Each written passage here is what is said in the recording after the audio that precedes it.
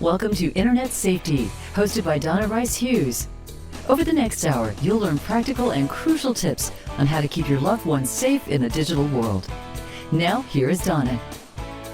Hello, and welcome everyone to Internet Safety with Donna Rice Hughes, and that's me. We are so excited to have you here today, and I have a very special guest, someone that I have known for a while and admired for as long as I've known her.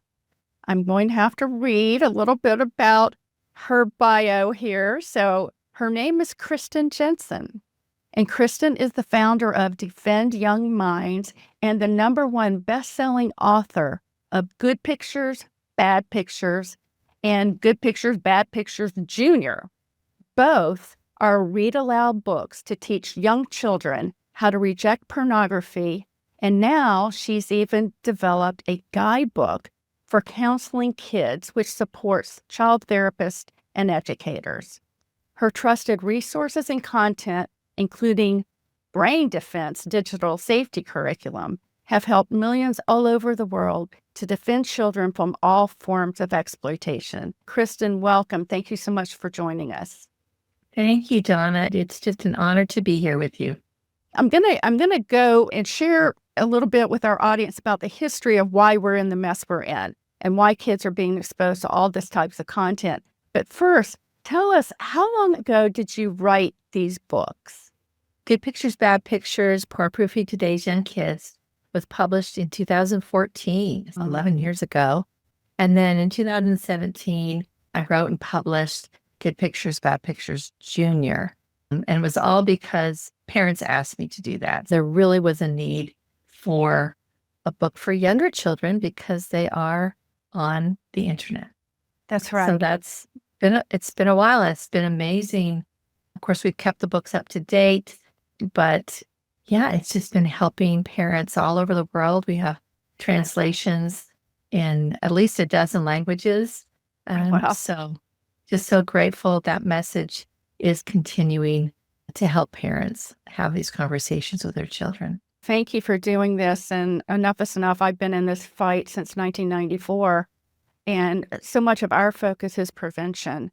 And so I, as a internet safety advocate, am so happy that you did this, because it's always been that gap in resources to actually put real life training and how to parents to understand, first of all, what the problems are. And a lot of us do that with pornography, how bad it is, how harmful it is, but to actually work with their kids to shield them in practical ways. So we're going to get into that. But first of all, just a little bit of history. I call this Pornography 101.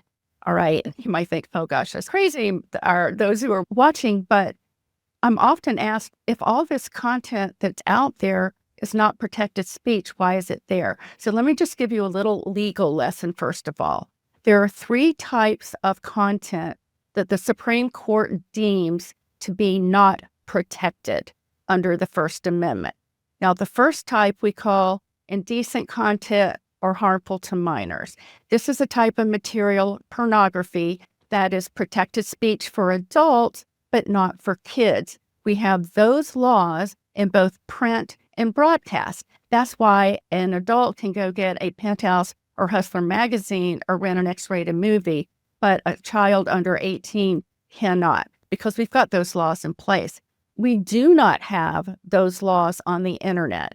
In the 90s, when I began, we got 2 pieces of legislation passed, the Communications Decency Act and the Child Online Protection Act, that would have extended those protections to the online world, and neither of those were upheld by the Supreme Court. So that's the first type of content. And that's what most people think of when they think of pornography. But it's far worse than that, because the second type of content is called obscenity. And this type of material is extreme graphic content that typically depicts some type of a sex act.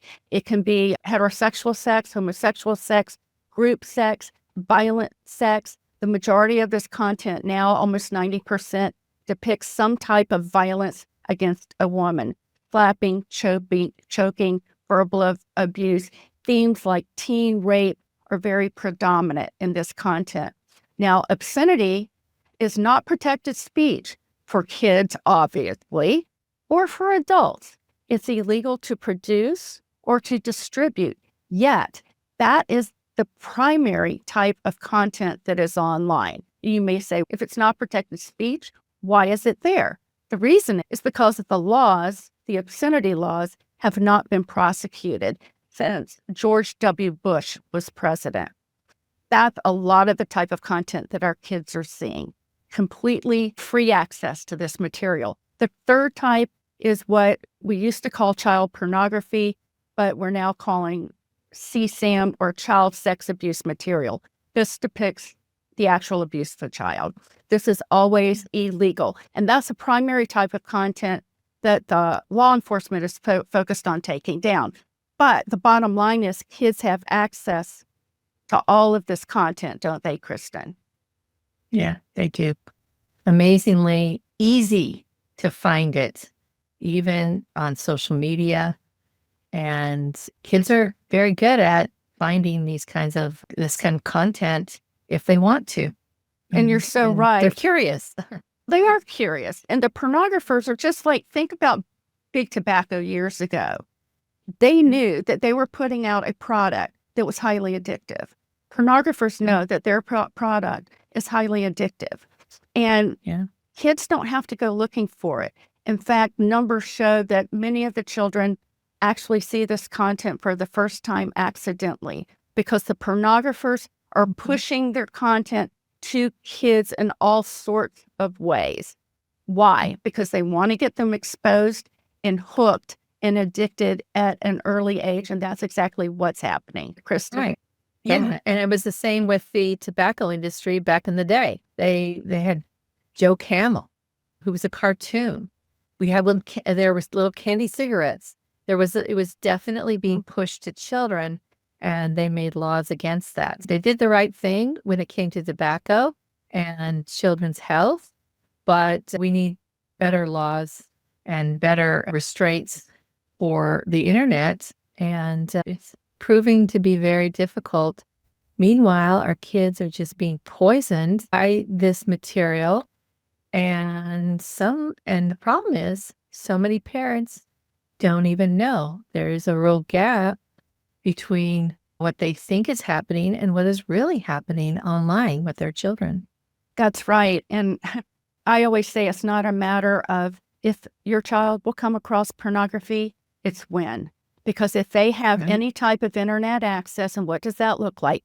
That smartphone access, online gaming devices, a computer, a laptop, or they just go to school or on a school bus and they can see it on someone else's phone or computer, and kids are sharing this content.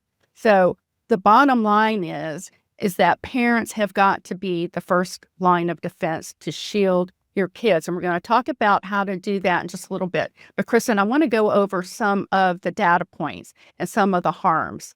First of all, I'm going to ask you, what do you consider, just say, the top 3 harms of kids being exposed to this type of content? Okay, first of all, pornography teaches toxic sexual scripts that include violence and disrespect and degradation.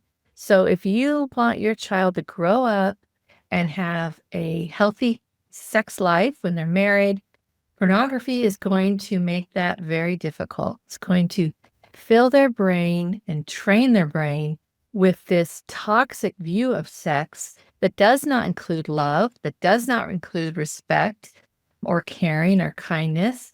That's absolutely the opposite. It's objectification. It's physical violence. And so those toxic sexual scripts really do harm, and they just make it, being married is already hard enough. If you don't go into it with porn as the main sex ed that you've had. So that's definitely a big one there. Another one is that it can cause mental health issues, and we can talk more about that. But parents are very concerned about their children's mental health. And now we have the studies to show that it is harming, pornography use is harming a child's mental health, increasing all kinds of problematic mental health outcomes, including suicide. That's another one. And then the third one is that it fuels harmful child-on-child, harmful sexual behavior. So children imitate what they see. Their brains are just set up to be curious about everything. How many of us as parents have seen our little children want to use a toy vacuum? Or I remember one time my daughter was in the sandbox and she's stirring the sand in a little cup. And I said, "What are you doing?" She goes, "I'm stirring up a dinner," right? Mhm. Imitate what they see adults do, and that's how they grow. But it backfires when it comes to pornography.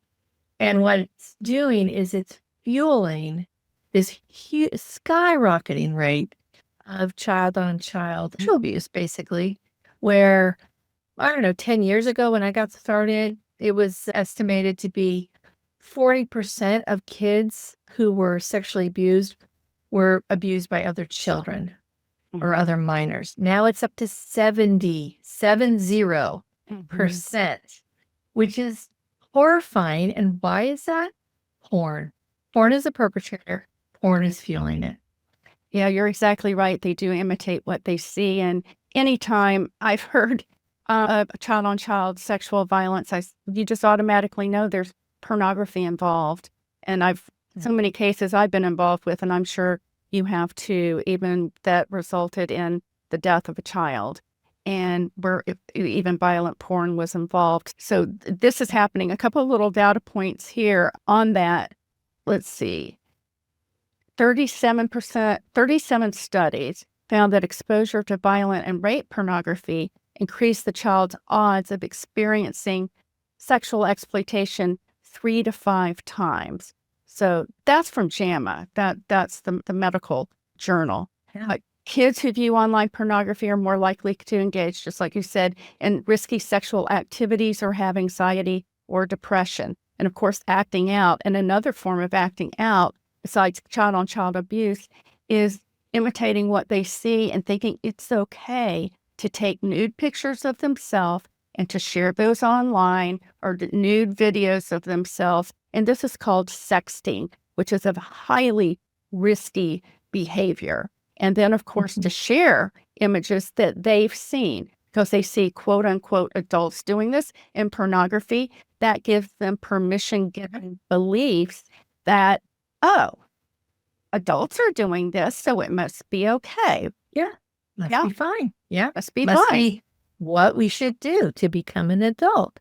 When you're talking about children imitating, I went to speak at a conference, and it was a conference of for like preschool teachers, early education. And I was talking about my junior book and also a play guide that we have with it. And I had a woman come up before class. She got in there early, and she told me that, first of all, she had been shocked to see that I was speaking, because nobody expects that 3-year-olds or preschoolers need this kind of training. But then she said something happened in her close circle where a 3-year-old girl, they found out that this girl was taking pictures of herself without clothes on.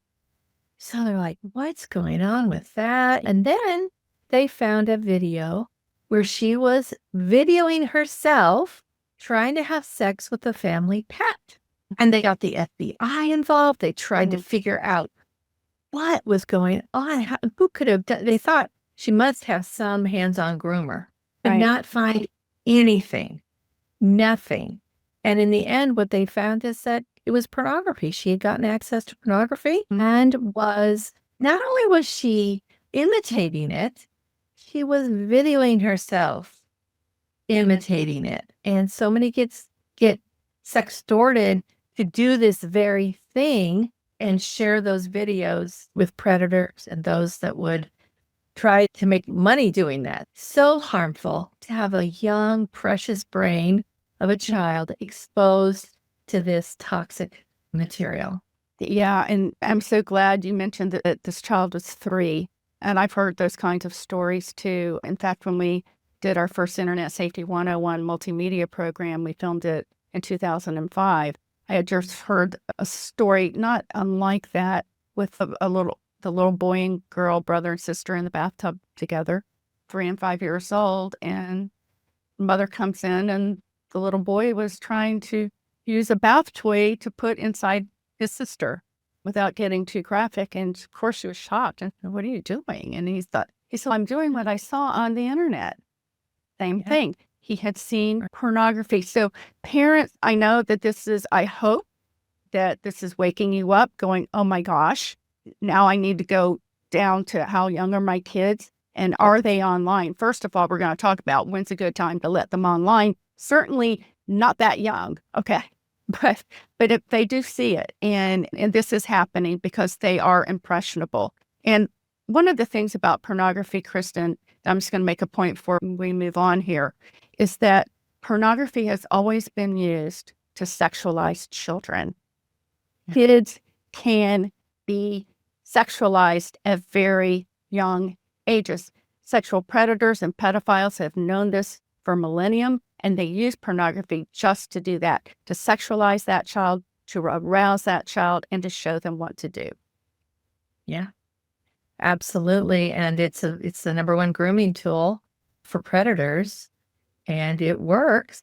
Yeah. And that's another reason why we want to teach our children to reject pornography, recognize it, and report it when they see it.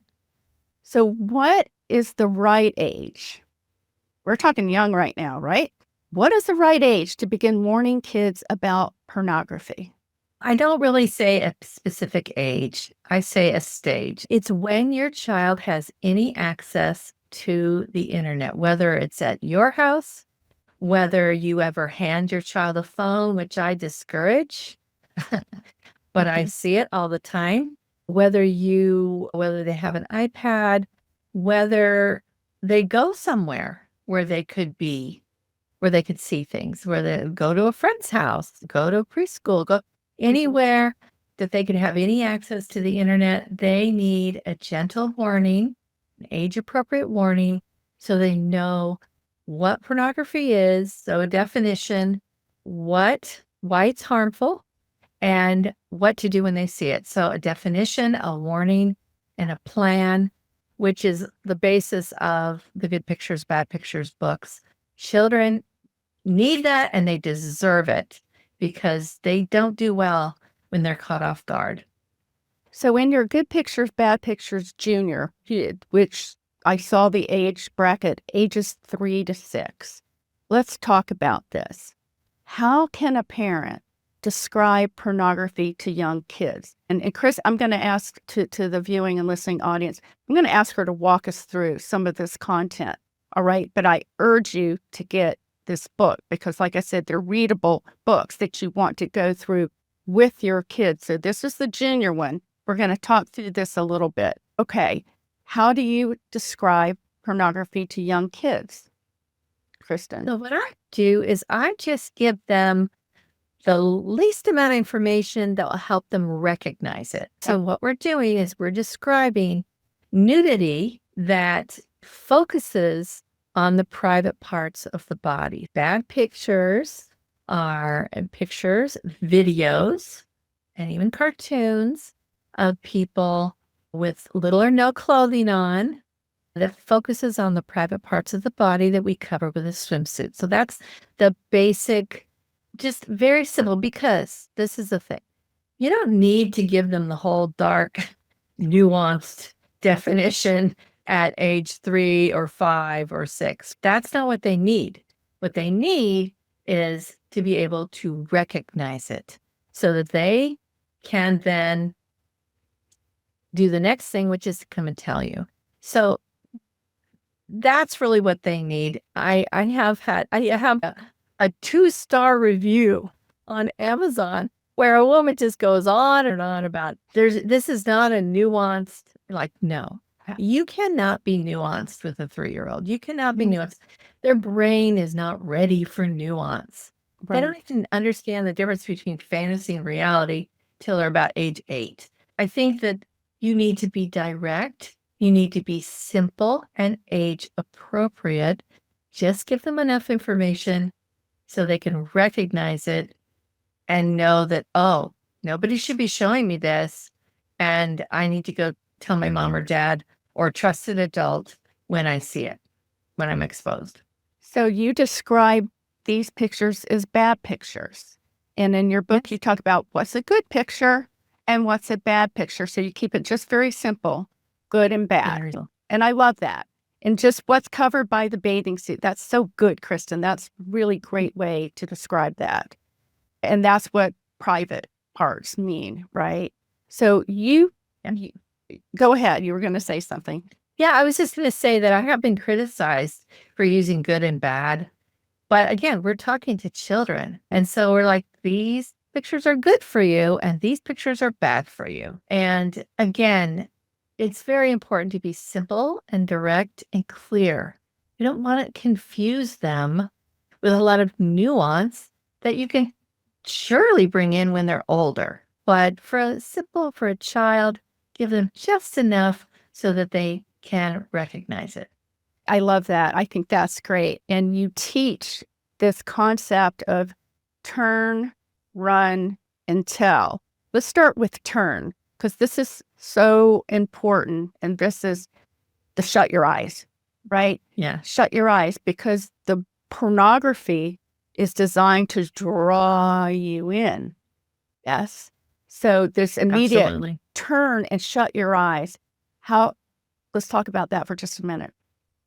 Yeah, so it takes less than half a second for the feeling brain. We haven't talked about the thinking feeling brain, but that's in the older book. But for the brain to recognize and to have a reaction to an image. So yes, it does grab their attention.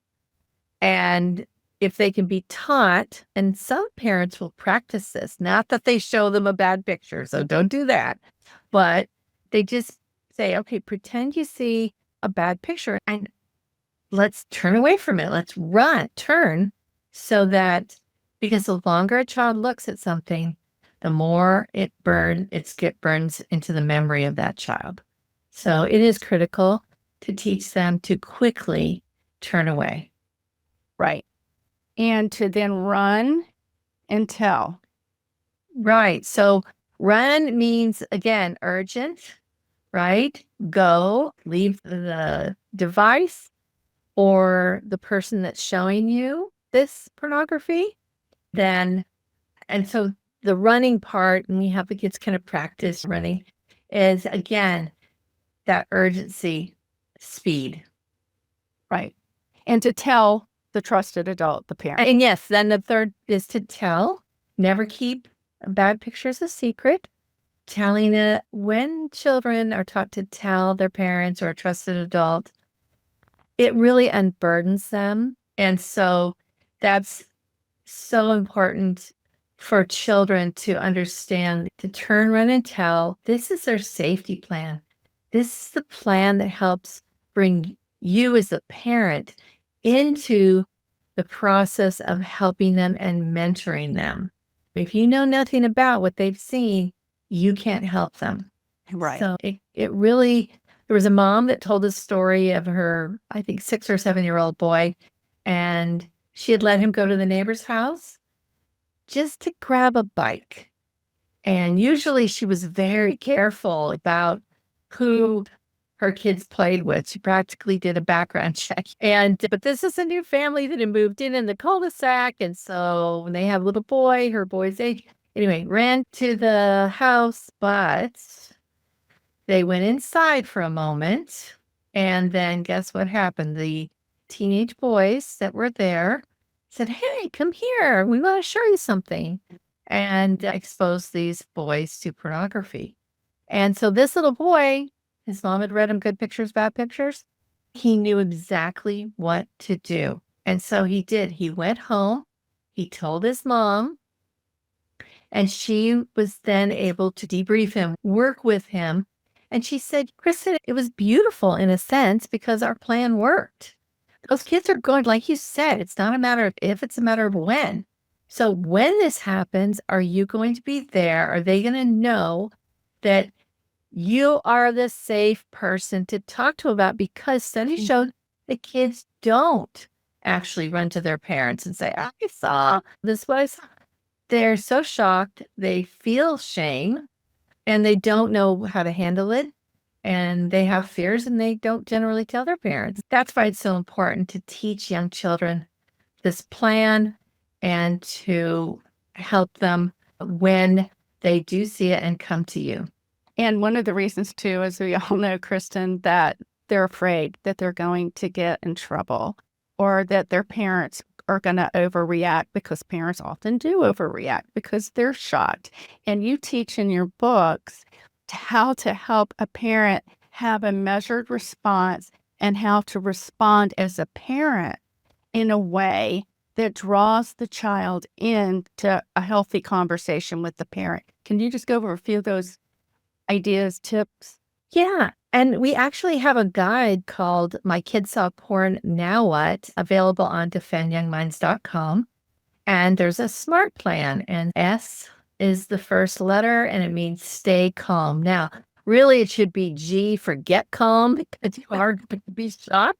But I needed an S. So anyway, stay calm. Once you get calm, stay calm. You have time, right? You can take 24 hours, 48 hours, 72 hours to process your own emotions, get calm, and then M is make a plan.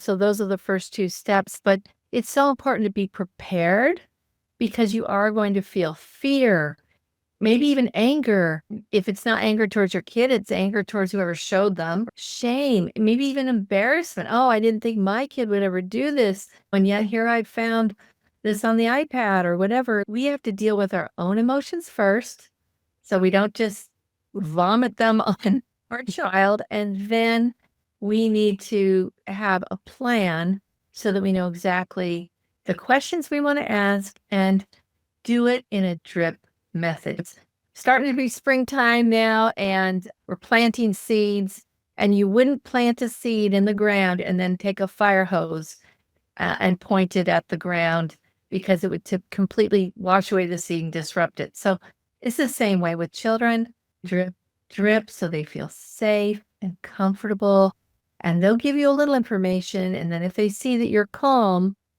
and don't freak out, they'll give you more. But even if you have freaked out, it's totally understandable. We have an article on that on our website, Defend Young Minds, about what to do to repair that. Apologies are always great, but it is ideal to be prepared and to be calm so that kids will trust you and it's a safe place. Because I don't know about you, but if you've ever told your mom or dad something and they freak out, maybe we're not going to talk about that anymore. Unless you're trying to make your parents freak out. That's another topic. There you go. Yeah, just to get under their skin. And wait till they get to be teenagers. We're going to get there here after the break. But you've also got in your book 5 safety rules that parents can teach their young children. Can you just run through a few of those real quick? Yeah. And again, I'm going to ask everybody, if you have young kids in your life, starting at age 2 and 3, you need to get both of these books. One's for younger children. We're going to get to the one for the little older children, 7, 8, up to 11 and 12 years old. So let's run through some of those 5 tips. What did I say? Rules that parents should teach their children. Yeah. So obviously you want to teach them the turn, run, tell, what to do.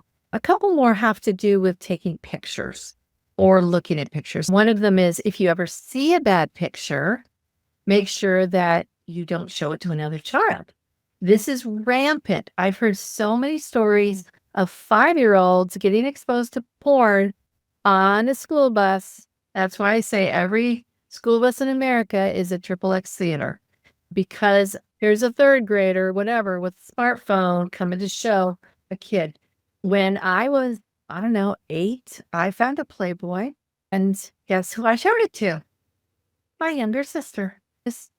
It's natural. It's not that I was a bad kid, but kids just do this naturally. They share.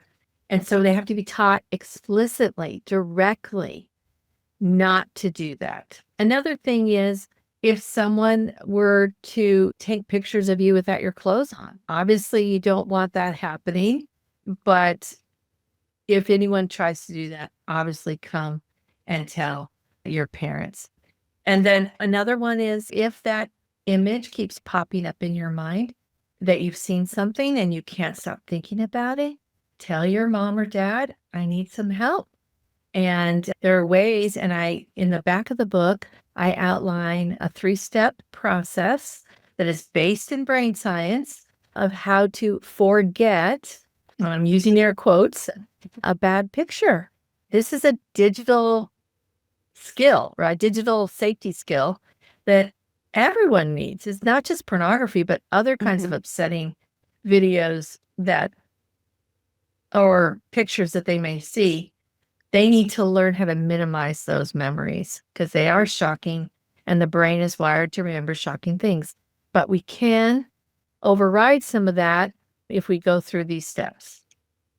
And I love that you have that back there. And again, I'm going to keep pushing your books for everybody. So is how to help your child. I said, retrain their brain and forget bad pictures. And as part of that, Kristen, replacing the negative picture, the bad picture, with something positive. So they actually have an action step on how to shift from the bad or the toxic to the positive and the uplifting. Right. So it's really all based in neuroscience. So when you see something shocking, you have a neural pathway that goes to that picture and then it keeps popping up in your mind. This has happened to me. This happened to my husband. And this is actually a technique that people who are in recovery learn. Yes, you need to have a plan whereby you have something else to think about. You already know. So like for me, I love snorkeling in Hawaii. Don't get there that often, but when I have, I just love it. It's just my favorite thing to do. To see all those beautiful fish and the turtles and all that. And so that's what I do. When that image pops back up in my mind, I just shift my focus to that memory of, seeing the beautiful fish and all that. Now, that's not going to help everybody, right? Some kids, they could care less about fish, right? But they have something else that might be exciting. Monster trucks or horseback riding or whatever, a funny part of a movie that they can have in their mind to go to and to practice. And it will take practice. Right. But this works for adults as well. It works for anybody. And it's really learning to use that thinking brain and strengthening that so that they have more mindfulness. So it's really a mindfulness technique, but it works. I've used it. And I believe, again, this is a skill that kids need to be taught. It's outlined in greater detail in the back of both of my books so that you can have that at the ready and teach your child. Because like I said, it's not just pornography, even though pornography is what we're talking about today. If they see something really upsetting, this is a way that they can neutralize that memory and just gain greater peace of mind. I think it's so important, Kristen, too, because in particular with pornography, and we're going to want to get to this on the other side of the break, when it really does get so ingrained in the mind, to help them understand that it's not their fault if it keeps coming back up, okay? And especially if they've been using the content, they've been consuming the pornography. Right. So that is one of the reasons to turn and run, so that it doesn't go that far, but it often will. So we're going to take a break, okay? We're going to take a really quick, a couple minute break, and we're going to come back after the break. And we're going to talk about more of this. We're going to take this a little bit further and deeper, and also then talk about how do we then have these conversations with older kids, the 7 to 11-year-olds and the tweens and the teens. And then we're going to wrap with how do we prevent a lot of this in the first place? And what do we do when we find out that our 12-year-old is already addicted to porn? And these are real things. They are happening. in a huge way. Kids are being exposed. Like we said, it's not a matter of if, but when, and we can give you the data on it. Just to say, I'll just say this. If your kid has been on the internet for any length of time, they've probably already seen this, unfortunately, unless you've got all the safeguards in place that we're going to cover when we come back after this break. So stay tuned and we'll see you on the other side. Thanks, Kristen. Hi, welcome back, everyone. I'm Donna Rice Hughes, and you are listening to our podcast called Internet Safety. We have a very special guest, Kristen Jenson.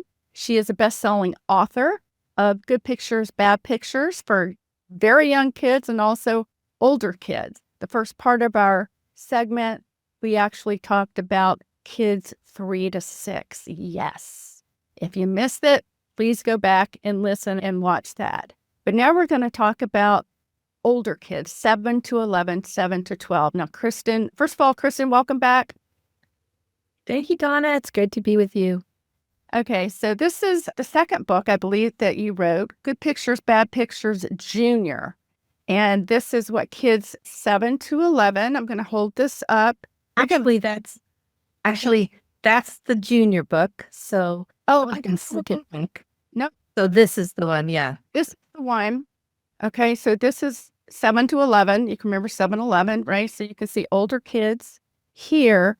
And of course, this is age appropriate. So you go into more depth, more detail. And this is a read along book with your kids. So even though we're going to cover a lot of content here, that does not take the place of getting this book, having your child read it, and you all read it together. And this is your tool. Okay, so this is your go-to tool. All right. So, Kristen, let's see. How can parents teach these older kids in this age bracket what pornography is and why it's so appealing to them? Yeah. In the book, we start out with a definition, right? The book is a conversation between a mother and her son, but it could be a daughter as well. Although I am writing a book for girls, especially for girls, because they do get into pornography in slightly different ways than boys. But in any case, it models a mother and a father at the end talking to their child openly and in an age-appropriate way about pornography. Again, a definition, a warning, and a plan. And the difference between this book and the junior book is that the definition is expanded. So it's not just pornography or pictures of people with little or no clothing that focus on the private parts of the body, and their videos and their cartoons as well, but also how it can make you feel, right? How it can make the child feel. I once had a man describe it that when he first saw pornography at the age of 7, it felt like a giant magnet pulling him. He felt compelled to go looking for more of those pictures. So we want to acknowledge the truth, which is pornography can, at the same time, feel disgusting and revolting and shameful, but it can also feel enticing, right? So it can feel like the pull of a giant magnet.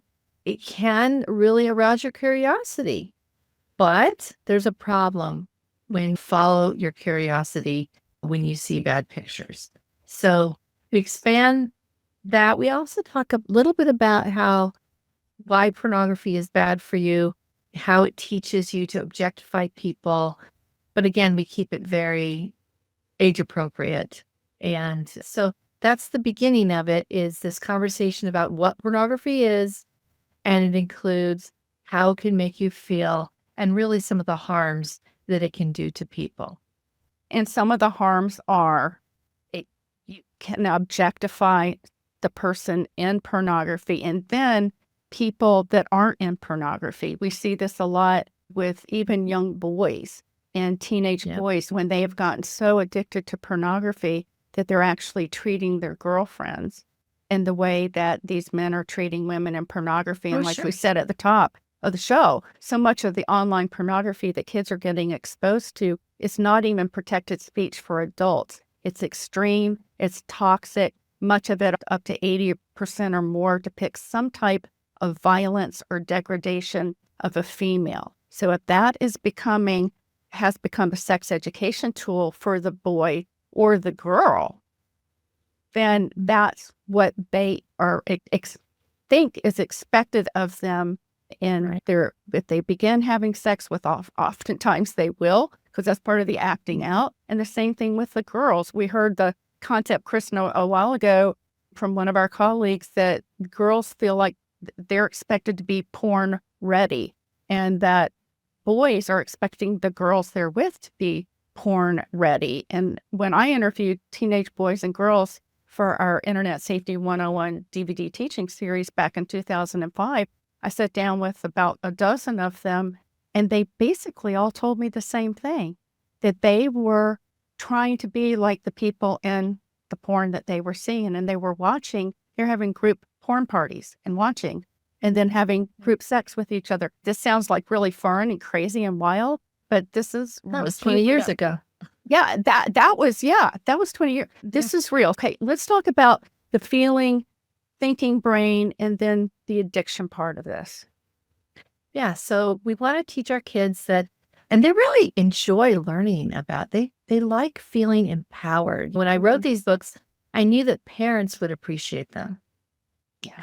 But I didn't realize that kids would love it so much and want to learn about this very important topic. We talk about how pornography can become an addiction. So we talk about what an addiction is.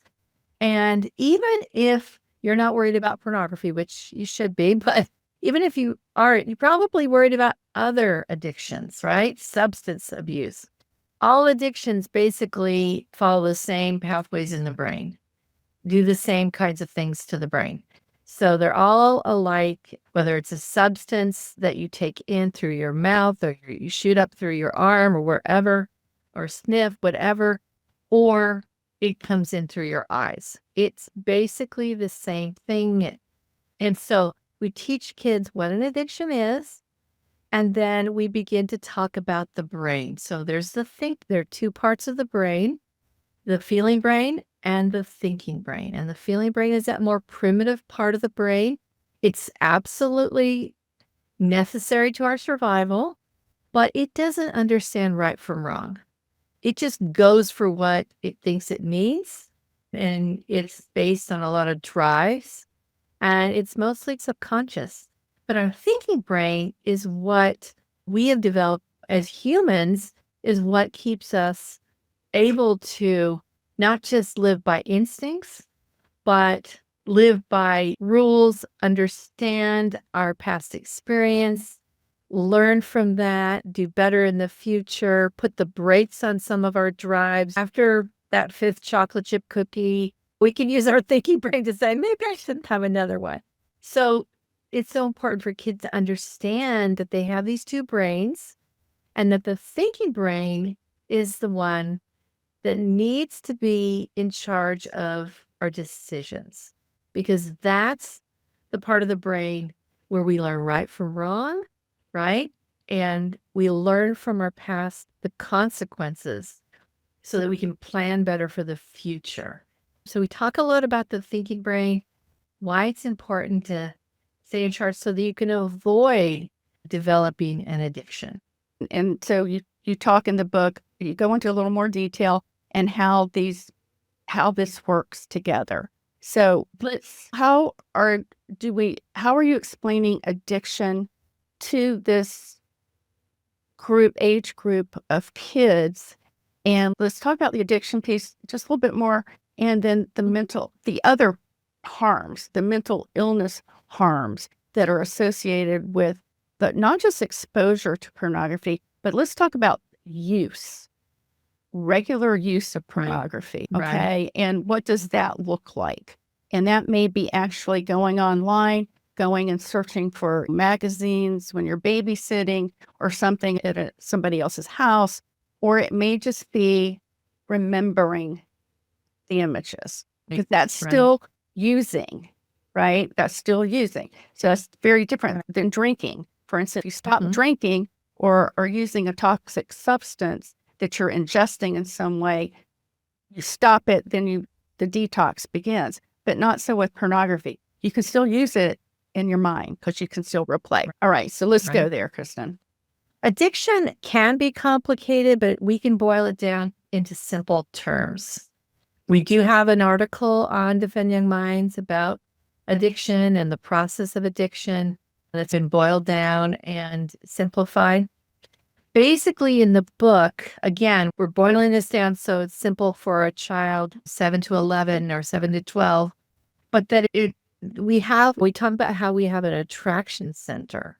And we don't ever say the word sex in the book, so you can read the book to your child even before you've had that conversation about the birds and the bees, but we do recommend you have that conversation earlier than you feel comfortable. But we talk about the brain and how it can be tricked. That's how we say it. We can be tricked because these images are so shocking and intriguing.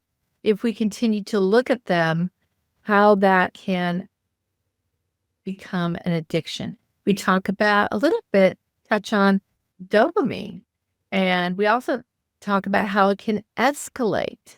For example, we know that someone that starts out with like vanilla porn will need to escalate to get the same arousal, the same high. And so that happens throughout all kinds of addictions. You may start with beer, you may end up with hard liquor. That novelty is also something we talk about in the book, how the brain loves new things. And we use analogies to how, do you remember you got that birthday present? You really wanted it, but after a little while, it wasn't so interesting. You were looking forward to the next thing. We all know this. We get a new car and we're all excited. And months later, it's just our car. So I think that we need to teach children how it works, how addictions are developed so that they can recognize this process, believe that it's actually a process, and then have a plan in place so that they can defend themselves from developing an addiction and from their brain getting tricked. Where in the book, we have a story that actually I got from Donald Hilton, Dr. Hilton, who's the neurosurgeon and that's been involved in this for a long time. Right. And he talks about this ice cream truck analogy where you may want to get an ice cream and you may be hungry, but it's across the street, right? So you get to the curb and a normal person looks both ways. Make sure there's no truck coming or car coming or whatever. Then they cross the street to get the ice cream. But an addict cannot stop. An addict does not stop to look both ways, just goes, right? Because the feeling brain has taken over, hijacked the rest of the brain, and they just go and get what they want. They don't stop and think of the consequences. And so that's another characteristic of an addiction. When you have all these negative consequences and you're still doing it, despite loss of job, loss of relationship, poor health, et cetera, et cetera. So I just feel kids need a heads up about addiction, not only to pornography, but all kinds of addiction, so that we can addiction proof them, or at least give them the opportunity to make better choices and not just be caught off guard when they're faced with either an addictive substance or pornography. And as Donna, when you think of all the addictions that a child could develop, we have restraints, we have laws. They can't just go to the store and buy alcohol. They can't just go to the store and buy tobacco or cigarettes, whatever, even vaping, right? They are supposed to be a certain age, right? And so I think that's something that we do protect them, but we don't protect them from pornography. It's the easiest addiction a child can get today is a pornography addiction. And I have talked to therapists who were treating a 6-year-old. I talked with therapists recently treating a 6-year-old for full-on pornography addiction. Mm-hmm. That's right. And just as a reminder, we covered this at the top of the show. We do have laws on the books to protect children from pornography in print and broadcast. This is why you don't have the bestiality channel on cable.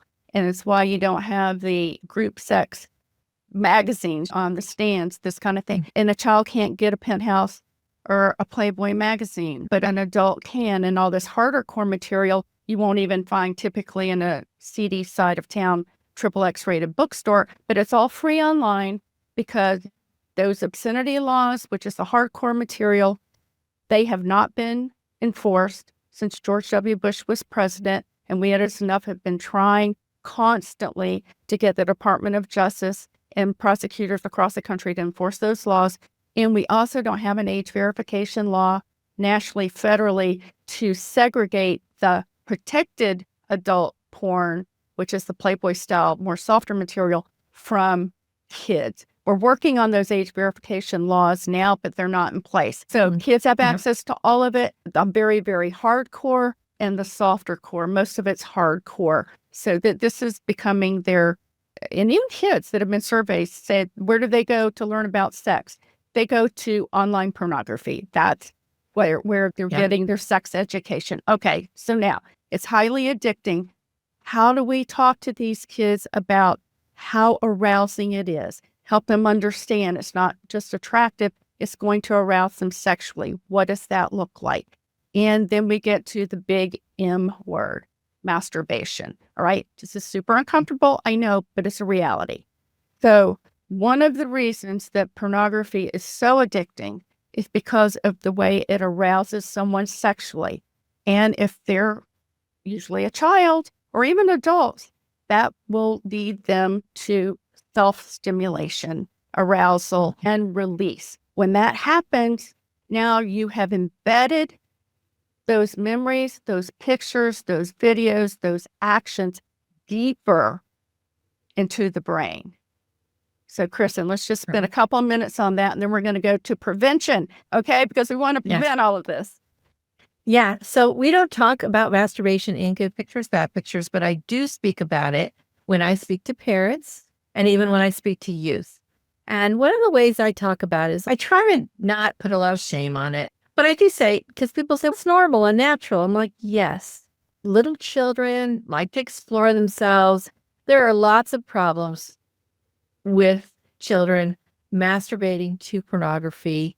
Masturbation actually creates more dopamine and less endorphin, fewer endorphins. So you get this huge rush of dopamine, which makes you want it, seek it out more, but less satisfaction. It's a very different sexual experience. So if you're training your brain with masturbation, that is a solo sport. And that's probably not going to help you when it comes to a mutually respectful and in a relationship where you're thinking about the other person more than yourself.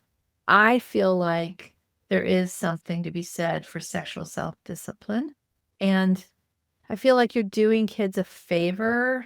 I feel like it would be a good thing to teach children some discipline in that area. It's really important to get them to a good counselor who understands addiction and retraining the brain and helping them break free. There's some wonderful resources out there. We've got them at our site. I like a lot of the Christian counselors that do this type of work. There's some good books like Every Young Man's Battle, Every Young Woman's Battle, Fight the New Drug has a curriculum. There's just some really good resources, but counseling is important. And I would say don't be afraid of counseling. The importance is to find the counselor who knows pornography addiction to help guide them to freedom and to break free from that bondage. Yeah, I would just say quickly, your child has to want to stop. Once your thinking brain becomes corrupted, once your reward system becomes corrupted by pornography, you need another brain outside your brain. You need another brain to help you to overcome that addiction. The vast majority of people that develop addictions cannot overcome it by themselves. That's right. And so thank you for sharing that, Kristen. So I want to just again recommend good pictures, bad pictures for the younger kids and for the older kids. And I'm sorry, the younger kids and the older kids. I get those right. I get and the older kids. And now we're going to talk about prevention. All right. At Enough is Enough, we have an entire website devoted to protecting kids from all forms of sexual exploitation. It is internetsafety101.org. You can just go to the pornography 101 section and you've got resources, conversation starters, guides, and safety rules and software tools, which I'm going to get to. But Kristen, share just a few quick tips for parents, just to recap and tell people where they can go again to get these great resources that you have to offer. Yeah, we always encourage parents to do three things: get the facts, arm the kids, and continue the conversations. And so getting the facts, educating yourself, that's what you've been doing by listening to this podcast, and arming your children so that they know exactly what to do when they see pornography and how to protect themselves. One 9-year-old went to school. His mom had read him good pictures, bad pictures. He went to school and someone came up on the playground, showed him pornography on the phone. And he went home and told his mom, and he said, "Mom, I was scared, but I knew what to do." And so it's such a gift to give our kids the ability to know what to do and who they can talk to. That has a huge preventative effect because it gives them a choice, right? I don't think children have fully a choice if they're not taught exactly what pornography is, why it's harmful, and what to do when they see it. This is the great work of prevention and helping children have a plan in place. And again, continuing those conversations, because you cannot just, even with the books, you can't just read the book and check it off and say, okay, we're done. We had that conversation. I'm sure my kid will always be fine. No, it needs to be a continuing persuasion, right? Persuasion of that child so that they create an internal filter, a disposition to reject pornography because they understand why. Exactly. They understand why, so that they are motivated. It's not just a set of do's and don'ts. And I just want to reiterate one of your top tips, which is ours, is to keep those conversations going. If your child is online every day or every week or whatever, you need to have these conversations on a regular basis. Who are you talking to? What are you doing? Have you been exposed to anything that made you feel uncomfortable? Has anyone sent you something or a picture or tried to talk to you online about sex? Having these conversations, and then just general conversations, so that they are comfortable coming to you and that you are their parent who cares and that you're putting safeguards in place to protect them and shield them. And I think it's really important to teach them that the pornographers out there are looking for them. They want to get this content in front of them. The sexual predators are out there looking for vulnerable kids to engage in sexual conversations and acts with. That there are traffickers, there are bullies, there's extortionists. There's all this out there. And as the parent, you love them too much and you want to protect them from these things. And so 3 of the tools that we recommend, first of all, we recommend that you turn on parental control tools on every internet-enabled device your kids uses. So that's the smartphone, the laptop, the gaming device. Unfortunately, they're all different, right? So it's a lot of work. But the 3 top tools are turn on the filters. These filters are really good. And if you get them turned on all these different devices, it will help stop a lot of this pornography from coming in. Kids can always get around it, okay, even if you've got a good filter on, but this will help, all right? So tools are your friend. Turn on the monitoring tool. This will help you see as the parent where your kids are going. If you said, no, you can't have a Snapchat, you can see on the monitoring, they went and tried to download Snapchat, or they did download Snapchat. Okay, so this is a tool. Let your kids know you're putting these tools on there because you want to protect them. And then time controls. Less time online is always a good thing, right? Kids, the amount of screen time is crazy. We've talked about this in other shows, but limit the time that they're spending online and just encourage the outdoor play, face-to-face interactions. And when they're out with you, when they're out with their friends, put their phones down. Hey, and put your phone down. And put your phone down, right? Model good internet, digital citizenship behavior in front of your kids. And don't text and drive. Don't let them, don't do it. Yeah. All right. So that's a wrap, everybody. Kristen, again, give us the name of your website. Everyone, please go get these books. She's got another curriculum. She's got all kinds of great stuff. Kristen, go ahead. Yeah, please join us at defendyoungminds.com, as well as our social channels on Instagram and X and Facebook and LinkedIn. We would love to have you there. We put out a lot of great content on those channels, simply as a labor of love to help parents, to walk with them. And I'll just give one more quick tip, and that is the no trouble bubble. Teach your kids that when they want to come and talk to you, they're in the no trouble bubble. They won't get in trouble. It's something that they can have with you so that you can have a safe space, because you want them to come and tell you everything that they're experiencing. So thank you so much, Donna. I appreciate it. And I hope we can help alongside of you and all of your great, wonderful and helpful guides and products that we can come along with. We have guides and books and everything you can find on defendyoungminds.com. Thank you, Kristen. Thanks for joining us. And everyone, please share this podcast. You may think, oh, this is a little much for me. Trust me, you're going to thank us. You're going to thank Kristen. Your kids are going to thank you. This is really important. So thank you again. You can go to internetsafety101.org, sign up for our newsletter. It's free. We're sending out information all of the time. Watch our other podcasts if you haven't seen them. And as we wrap, I will leave you with a saying that one of my dear friends taught me. And this is what she said: if you see someone without a smile today, give them one of yours. Thanks, everyone. Thanks for tuning in to today's episode of Internet Safety with Donna Rice Hughes, designed to educate, equip, and empower you to keep your children and family safe in the digital world. Until we talk again, have a beautiful and safe week.